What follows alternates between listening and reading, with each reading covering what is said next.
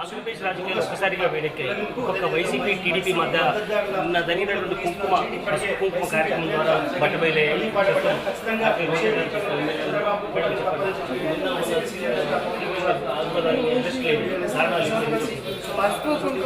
పసుపు కుంకుమకి ఎంత పవిత్రత ఉందో మీ అందరికీ తెలుసు. మనం ఇంటికి వచ్చిన ఆడబిడ్డకి పసుపు కుంకుమ ఇచ్చినప్పుడు దాన్ని ఇన్స్టాల్మెంట్లో ఇవ్వటం కానీ దాన్ని మోసపూర్తిగా ఇవ్వటం కానీ ఎప్పుడూ జరగదు. తల్లి ఆస్తిపాస్తులు ఏవైతే ఉన్నాయో హైదరాబాద్ 5 ఎకరాల భూమి కానీ ఆమె పేరు మీద ఉన్న ఇల్లు తన కొడుకు పేరు మీద రాయించుకొని తన సొంత ఆడపడుచులనే మోసం చేశాడు. అలాగే ఈరోజు ఈ రాష్ట్రంలో ఉన్న మహిళల్ని ఫిబ్రవరి 2500, మార్చి 3500, ఏప్రిల్ 4000 అంటూ పోస్ట్ డేటెడ్ చెక్కులు. దేశంలో ఇలాంటి నీతిమాలిన పని ఏ ముఖ్యమంత్రి కూడా చేస్తుండడు.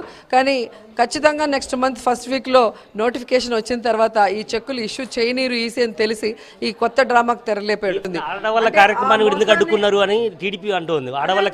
ఆడవాళ్ళని క్లియర్గా మోసం చేశావు. 22,000 కోట్లు వాళ్ళకి మాఫీ చేయాల్సింది చేయకుండా ఈరోజు పసుపు కుంకుమ అంటూ పోస్ట్ డేటెడ్ చెక్కులు ఇచ్చి భోజనాలు పెట్టడం అనేది మరోసారి మోసం చేయటమే. ఆ మోసాన్ని మేము ఎత్తి చూపిస్తుంటే వాళ్ళు దాడులు చేస్తున్నారు తప్ప మేము ఎక్కడ ఆపాల్సిన అవసరం కూడా లేదు. ఖచ్చితంగా మహిళలు తెలుసుకున్న వాళ్ళు ఏ విధంగా చీపుర్లతో చెప్పులతో తరిమి కొడుతున్నారో కూడా మనం టీవీలో చూస్తున్నాం.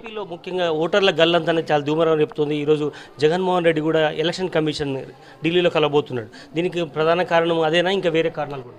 జగన్మోహన్ రెడ్డిని ఎదుర్కోవడం చంద్రబాబు నాయుడు వల్ల కాకుండా ఈరోజు వైజాగ్ ఎయిర్పోర్ట్లో ఆయన లేపేయాలన్న ప్రయత్నం చేశాడు. దేవుడి దయ వల్ల ఆయనకి ఏం జరగలేదు. కాబట్టి ఈరోజు గెలవటానికి చంద్రబాబు నాయుడు మరో ఎత్తు ఓట్ల గల్లంతు.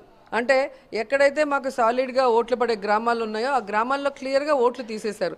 సో వెరిఫికేషన్లో బయటపడిన ఈ నిజాలన్నీ ప్రూఫ్స్తో సహా తీసుకొని వెళ్ళటం జరుగుతుంది. పరిటాల సునీత అలాగే మిగతా వాళ్ళని కూడా అడ్డుకోవడం అనేది ఎట్లా చూస్తారు? పరిటాల సునీత డ్వాక్రా శాఖకి మంత్రి, ఒక మహిళ అయ్యుండి మహిళల్ని మోసం చేసినందుకు మహిళలు ఆగ్రహవేశాలకు గురై ఆమెను తరిమి కొట్టారు. ఇప్పటికైనా ఆమె బుద్ధి తెచ్చుకొని చంద్రబాబు నాయుడు దగ్గరికి వెళ్ళి ఆ డ్వాక్రా రుణమాఫీ అయిన 22,000 కోట్లని పూర్తిగా మాఫీ చేయాలని డిమాండ్ చేస్తున్నాం. మరో 2 నెలల్లో ఏపీలో ఎలక్షన్స్ జరగబోతున్నాయి. దాన్ని ఎలా ఎదుర్కోబోతున్నారు? అలాగే ఎట్లా ఉండే అవకాశం ఉంది? చంద్రబాబు నాయుడు చేసిన మోసాల్ని, నారా నరకాసుర పాలనని మహిళలు ముఖ్యంగా బాగా ఎదుర్కొన్నారు. అండ్ అలాగే విద్యార్థులు ఉద్యోగాలు లేకుండా ఆత్మహత్యలు చేసుకునే పరిస్థితి, అలాగే రైతులు రుణమాఫీ కాకుండా 95% ఈరోజు అప్పుల్లో కూరుకుపోయిందని మనం రికార్డ్స్ కూడా చూస్తున్నాం. కాబట్టి ఎవరు కూడా ఈరోజు చంద్రబాబు నాయుడు చేసే ఈ పగటి వేషగాడి డ్రామాల్ని నమ్మే పరిస్థితిలో లేరు.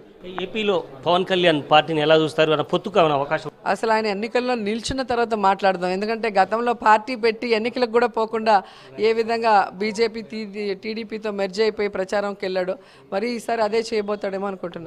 ఇది పరిస్థితి. ఓవరాల్గా ఆర్కే రోజా గారు చెప్తున్న దాని ప్రకారం రాష్ట్రంలో రాజకీయాలు వేడెక్కాయి.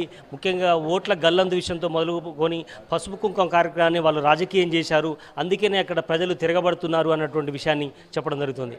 కెమెరా పర్సన్ మధుతో నరేందర్, V6 న్యూస్, వైఎస్ఆర్సీపీ కార్యాలయం నుంచి.